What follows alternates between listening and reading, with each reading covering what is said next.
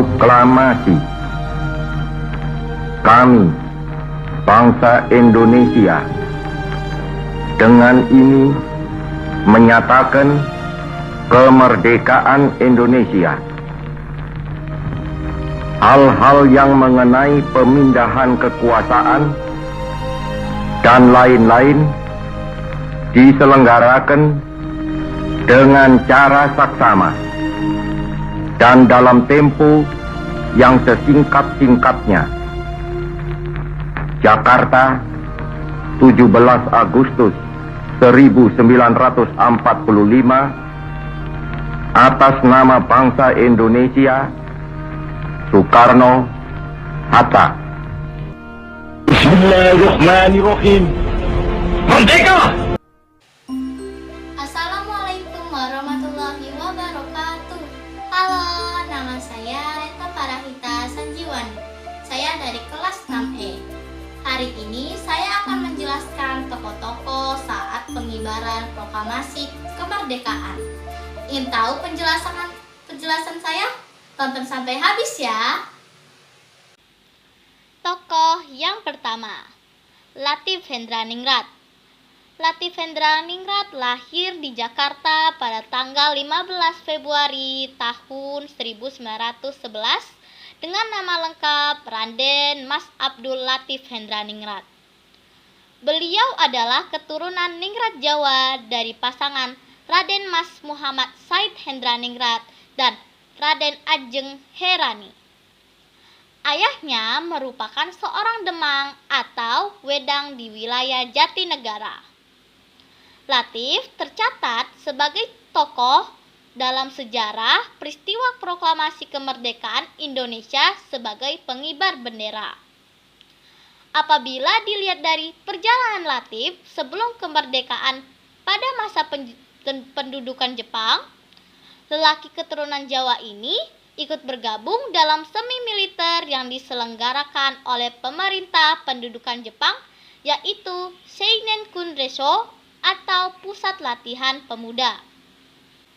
Ketika PETA atau Pembela Tanah Air dibentuk, Latif ikut bergabung mendaftarkan diri menjadi anggota PETA dan mendapatkan pangkat Sudanco atau Komandan Kopi. Ketika berita kekalahan Jepang sampai ke para pemuda atau golongan muda, mereka mendesak Soekarno dan Hatta untuk segera memproklamasikan kemerdekaan Indonesia. Namun, hal ini berseberangan dengan pendapat golongan tua, sehingga muncullah peristiwa Rengas Dengklok. Saat Latif menggantikan peran Kasman Singo-Dimejo untuk menjaga keamanan di Jakarta pada 17 Agustus 1900 di rumah Insinyur Soekarno di Jalan Pegangsaan Timur nomor 56 Menteng, Jakarta Pusat.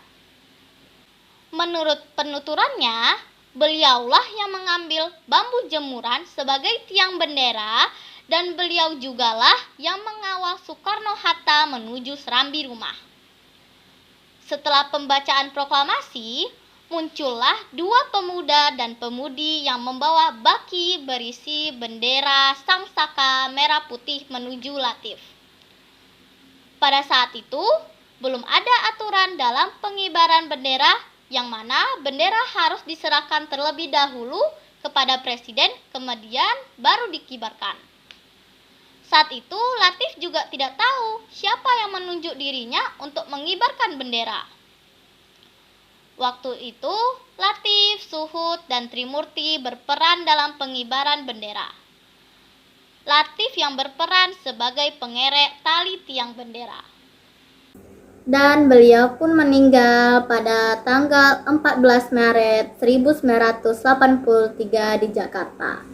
Tokoh yang kedua, Suhut Sastrokusumo. Suhut lahir pada tahun 1920 di Karawang, perkampungan Pasir Riaga, Kecamatan Telaga Sari. Tidak dijelaskan secara jelas tentang tanggal lahirnya. Suhut merupakan anggota barisan pelopor bentukan Jepang. Pada peristiwa proklamasi kemerdekaan Indonesia, ia bertugas membentangkan bendera yang kemudian ditari oleh Latif. 3 hari sebelum proklamasi, Suhud dipercaya untuk menjaga keluarga Soekarno dari berbagai gangguan. Pada peristiwa Rengas Dengklok, Suhud tidak curiga dengan Soekarni dan Chairul Saleh yang membawa Soekarno. Malam sebelum proklamasi, Suhud diminta untuk mempersiapkan tiang bendera yang dipakai untuk mengibarkan sangsaka merah putih. Dan ia meninggal dunia pada usia 66 tahun, yaitu pada tahun 2012. Tokoh yang ketiga dan terakhir, Surastri Karma Trimurti. Surastri Karma Trimurti atau lebih dikenal dengan SK Trimurti adalah seorang wartawan dan guru yang lahir di Boyolali pada tanggal 11 Mei 1912. Ia menjalani pendidikan dasar di Normal School dan AMS di Surakarta. Ia juga merupakan istri dari pengetik teks proklamasi, yaitu Sayuti Melik. Ia berprofesi sebagai guru sekolah dasar yang banyak menghasilkan karya tulisan. Dia sempat dipenjara oleh pemerintah Belanda karena telah mendistribusikan pamflet anti-kolonial. Pada masa pergerakan tahun 1930, Trimurti aktif di Partai Indonesia atau Partindo. Setelah kemerdekaan, beliau diangkat sebagai Menteri Tenaga Kerja pertama di Indonesia di bawah Perdana Menteri Amir Syarifuddin dari 1947 sampai 1948. Trimurti meninggal pada tanggal 20 Mei 2008 pada usia 96 tahun di Rumah Sakit Angkatan Darat Gatot Subroto di Jakarta. Sudah lihat kan siapa aja tokoh-tokoh pengibarnya? Gimana? Untuk mengakhiri video saya kali ini, saya ucapkan Dirgahayu untuk negara kita tercinta Republik Indonesia ke-76 tahun. Semoga kita semua semangat walaupun belajar dari rumah.